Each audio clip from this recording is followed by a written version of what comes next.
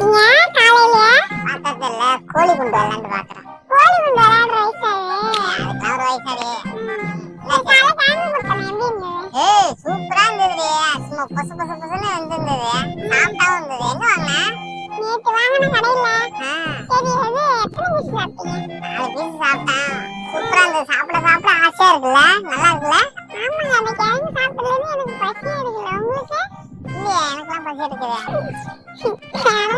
வயிறா ஒண்ணாந்தல அது 2 பீஸ் தான் சாப்பிட்டேன் பசி எடுக்கல எனக்கு உனக்கு ஏதாவது நோய் இருக்குன்னு நினைக்கிறேன்.